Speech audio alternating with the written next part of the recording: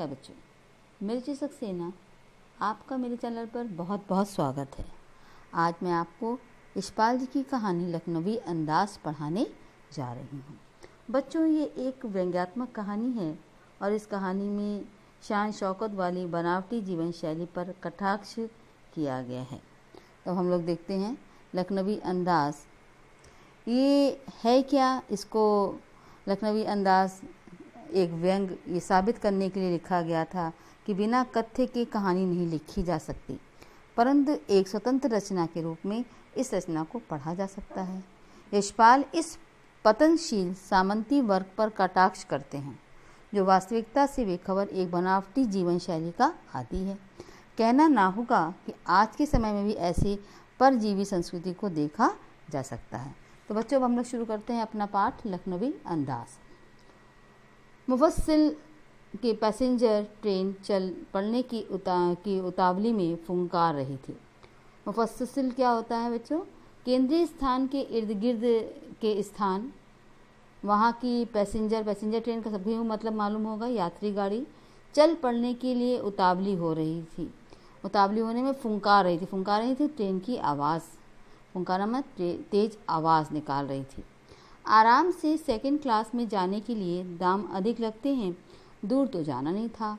भीड़ से बचकर एकांत में नई कहानी के संबंध में सोच सकने और खिड़की से प्राकृतिक दृश्य देख सकने के लिए टिकट सेकंड क्लास का ही ले लिया। गाड़ी छूट रही थी। सेकंड क्लास के एक छोटे से डिब्बे को खाली समझकर या दौड़कर उसमें चढ़ गए। लेखक ने कहा गाड़ी छूट रही थी, अचानक सेकंड क्लास के एक डिब्बे में उसको खाली समझा और दौड़ करके उसमें वो चढ़ गए। अनुमान के प्रतिकूल का मतलब क्या होता है? विपरीत। डिब्बा निर्जन नहीं था। निर्जन माने खाली, सुनसान नहीं था। एक बर्थ पर लखनऊ की नवाबी नस्ल के एक सफ़ेद पोश सज्जन बहुत सुविधा से पलथी मार बैठे थे। यानी सफ़ेद पोश कौन? एक भले इंसान जो थे वो वहाँ पर पलथी मार कर बैठे हुए थे। सामने दो ताजे चिकने खीरे तौलिए पर रखे थे। डिब्बे में हमारे सहसा कूद जाने से सज्जन की आंखों में एकांत चिंता में विघ्न का असंतोष दिखाई पड़ा। अचानक उस डिब्बे में हमें देख करके हमें ऐसा महसूस हुआ कि उनके एकांत चिंतन में जो अकेले बैठे कुछ सोच रहे थे उसमें विघ्न या असंतोष जो था वो दिखाई देने लगा। सोचा हो सकता है ये भी कहानी के लिए सूझ की चिंता में हो या खीरे जैसे अपदार्थ में तुच्छ चीज़ वस्तु का शौक करते देखे जाने के संकोच में हूँ।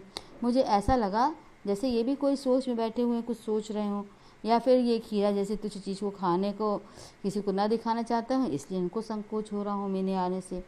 नवाब साहब ने संगति के लिए उत्साह नहीं दिखाया, मतलब मेरे आने से उनको कुछ अच्छा नहीं लगा। हमने भी उनके सामने बर्थ पर बैठकर आत्मसम्मान में आंखें चुरा ली। हमने भी उनकी आंखों में आंखें नहीं डाली, बल्कि सामने की बर्थ पर बैठ गया और चुपचाप उनसे नजरें छिपा ली। खाली बैठे कल्पना करते रहने की पुरानी आदत है। मैं एकदम खाली बैठ कर के अकेले में कल्पनाओं में खो जाता हूँ। नवाब साहब की असुविधा और संकोच के कारण का अनुमान करने लगा। संभव है नवाब साहब ने बिल्कुल अकेले यात्रा कर सकने के अनुमान में किफ़ायत के विचार से सेकंड क्लास का टिकट खरीद लिया हो और अब गवारा ना हो कि शहर का कोई सफ़ेद पोश उन्हें मध्य दर्जे में सफ़र करता देखे। अब यहाँ पे ये नवाब साहब की असुविधा के विषय में सोच रहे थे और सोच रहे थे नवाब साहब ने सोचा होगा कि मैं सेकंड क्लास का टिकट खरीद कर यहाँ बैठा हूँ और ऐसे में मुझे कोई जो सज्जन मनुष्य है ना ही देखे तो अच्छा हो, लेकिन मैंने उनको देख लिया था। अकेले सफ़र का वक्त काटने के लिए ही खीरा खरीदे होंगे और अब किसी सफ़ेद पोश के सामने खीरा कैसे खाएं। इन्होंने सोचा होगा अकेले सफ़र काटना है और इन्होंने इसीलिए खीरे का सहारा लिया होगा, खीरा खरीद लिया होगा। लेकिन अब किसी सज्जन मनुष्य के सामने बैठ के खीरा कैसे खाएं, यही सोच रहे होंगे। हम कनखियों माने तिरछी निगाह से नवाब साहब की ओर देख रहे थे। नवाब साहब कुछ देर गाड़ी की खिड़की से बाहर देखकर स्थिति पर गौर करते रहे। ओह! नवाब साहब ने सहसा हमें संबोधन किया। अचानक उन्होंने हमारी तरफ देखकर कहा, आदाब माने नमस्कार किया उन्होंने। जनाब खैर, खीरे का शौक़ फरमाएंगे? क्या आप खीरा खाएंगे? नवाब साहब का सहसा भाव परिवर्तन अच्छा नहीं लगा। कहाँ तो वो मुझे पहचान नहीं रहे थे, कहाँ तो वो मेरी तरफ देख नहीं रहे थे। अचानक उन्होंने जब मुझे खीरा खाने के लिए आमंत्रित किया तो मुझे उनका ये भाव बिल्कुल भी अच्छा नहीं लगा। भाप लिया, आप शराफत का गुमान बनाए रखने के लिए हमें भी मामूली लोगों की हरकत में लथेड़ लेना चाहते हैं। कह रहे भाप लिया मैंने, आज समझ लिया, आप शराफत का गुमान माने भ्रम बनाए रखने के लिए हमें मामूली लोगों की हरकत में लथेड़ लेना माने सम्मिलित कर लेना चाहते हैं। जनाब जवाब दिया, शुक्रिया किबला शौक़ फरमाएं। मैंने उन्हें उत्तर दिया, शुक्रिया। किबला माने होता है सम्मान पूर्वक, शौक़ फरमाइए, खाइए। नवाब साहब ने फिर एक पल खिड़की से बाहर देखकर गौर किया और दृढ़ निश्चय से खीरे के नीचे रखा तौलिया झाड़कर सामने बिछा लिया। सीट के नीचे से लोटा उठाकर दोनों खीरों को खिड़की से बाहर धोया और तौलिए से पोंछ लिया। जेब से चाकू निकाला, दोनों खीरों के सिरे काटे और उन्हें गोद कर माने चुभा करके झाग निकाला। फिर खीरों को बहुत एहतियात से संभाल कर छीलकर फाकों को करीने माने तरीके से तौलियों पर सजाते गए। लखनऊ स्टेशन पर खीरा बेचने वाले खीरे के इस्तेमाल का तरीका जानते हैं। ग्राहक के लिए जीरा, मिला नमक और पिसी हुई लाल मिर्च की पुड़िया भी हाजिर कर देते हैं। नवाब साहब ने बहुत करीने से, बहुत तरीके से, सुंदर तरीके से खीरे की फाकों पर जीरा, मिला नमक और लाल मिर्च की सुर्खी बुरक दी। उनकी प्रत्येक भाव भंगिमा जो चेहरे के आने जाने वाले भाव थे और जबड़ों के स्फुरण से स्पष्ट हो रहा था, उस प्रक्रिया में उनका मुख खीरे के रसास्वादन की कल्पना से प्लावित हो रहा है कि उनके मुंह में उस खीरे का रस नज़र आ रहा है। हम कनखियों से देखकर सोच रहे थे मियाँ रईस बनते हैं। कनखियों में तिरछी निगाहों से उन्हें देख रहे थे और सोच रहे थे बड़े अपने आप को रईस बनते हैं, लेकिन लोगों की नज़रों से बच सकने के ख्याल से अपनी असलियत पर उतर आए, लेकिन लोगों की नज़रों में ना आ जाए इसलिए अपनी असलियत पर उतर आए। नवाब साहब ने फिर एक बार हमारी ओर देख लिया। वल्लाह शौक़ कीजिए, लखनऊ का बालम खीरा है। अचानक नवाब साहब ने हमारी ओर देखकर कहा, आइए खाइए, ये लखनऊ का बालम खीरा है। नमक में छिड़क दिए जाने से ताज़े खीरे की पनियाती फाके देखकर पानी मुंह में ज़रूर आ रहा था। नमक मिर्चा उसमें छिड़क दिया गया था, बड़ी अच्छी तरीके से रखा था और उसका पानी जो निकल रहा था उसका देखकर मेरे मुंह में पानी ज़रूर आ रहा था, लेकिन इनकार कर चुके थे क्योंकि पहले ही मना कर चुके थे कि हम नहीं खाएंगे। आत्मसम्मान निभाने की उचित समझा, आत्मसम्मान निभाना, अपना आत्मसम्मान बनाए रखना ही हमने ठीक समझा। उत्तर दिया, शुक्रिया, इस वक्त तलब महसूस नहीं हो रही है, मैदा भी ज़रा कमज़ोर है, इस वक्त मुझे खाने का मन नहीं हो रहा है। मैदा माने पाचन शक्ति भी मेरी थोड़ी सी कमज़ोर है। किबला शौक़ फरमाइए, आप ही खाइए। नवाब साहब ने सातृष्ण माने प्यासी आंखों से नव मिर्च के संयोग से चमकते खीरे की फाकों की ओर देखा। खिड़की के बाहर देखकर दीर्घ निश्वास, लंबी सांस ली। खीरे की एक फाक उठाकर होठों तक ले गए, फाक को सूंघा, स्वाद के आनंद से पलके जो थी वो मूंद गई, बंद कर ली। मुंह में भर आए पानी का घूंट गले में उतार लिया और उसका जो उन्होंने एहसास किया और उन्होंने उस घूंट को गले से नीचे उतार लिया। तब नवाब साहब ने फाक को खिड़की से बाहर छोड़ दिया। उसके बाद खीरा लिया और खिड़की के बाहर फेंक दिया। नवाब साहब खीरे की फाकों को नाक के पास ले जाकर वासना से रसास्वादन कर खिड़की से बाहर फेंकते गए।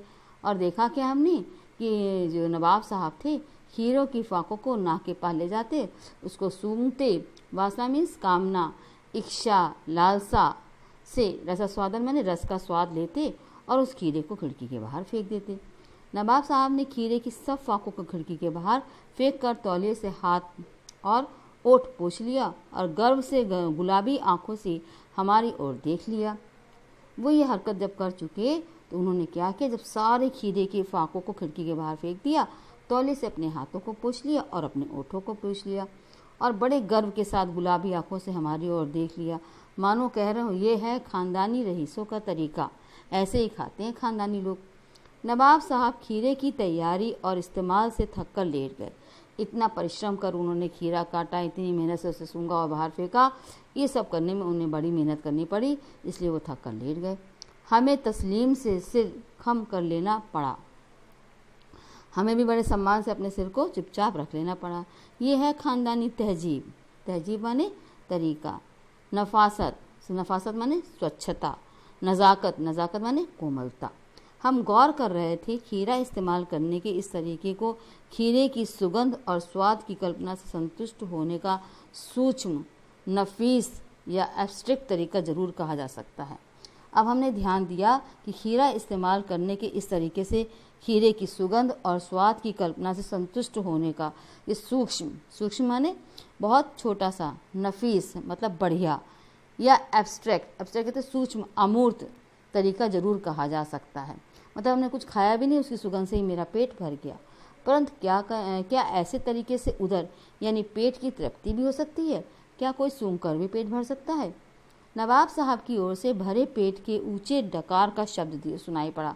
तभी हमने देखा कि नवाब साहब की ओर से भर पेट जब भर जाता है लोग डकार लेते हैं, वैसा डकार का शब्द सुनाई दिया और नवाब साहब ने हमारी ओर देखकर कह दिया, खीरा लजीज होता है लेकिन होता है शकील, नामुराद, मैदे पर बोझ डालने वाला। और जब डकार आ गई तो उन्होंने कहा हमसे, हमारी तरफ देखकर कि खीरा बहुत ही लजीज होता है, बहुत अच्छा होता है। शकील का मतलब क्या था? भारी, आसानी से ना पचने वाला। नामुराद एक अपशब्द, अभागा, जिसकी इच्छा पूरी ना हो सके। मैदे पर बोझ डाल देता है, मैदा मैंने पेट पर बोझ डाल देता है। ज्ञान चक्षु खुल गए, हमारे जो ज्ञान के नेत्र थे वो खुल गए। पहचाना ये है नई कहानी के लेखक, क्योंकि लेखक तो अपनी कहानी ढूंढ रहा था। उन्होंने कहा यही है हमारी नई कहानी के लेखक।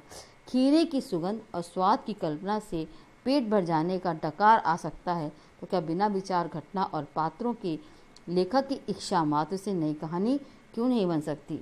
अब एकदम से ज्ञान चक्षु खुल गए और उन्होंने सोचा कि जब एक व्यक्ति खीरे की सुगंध और स्वाद की कल्पना मात्र से अपना पेट भर करके डकार ले सकता है तो मैं बिना विचार घटना और पात्रों के एक अच्छी कहानी क्यों नहीं बना सकता।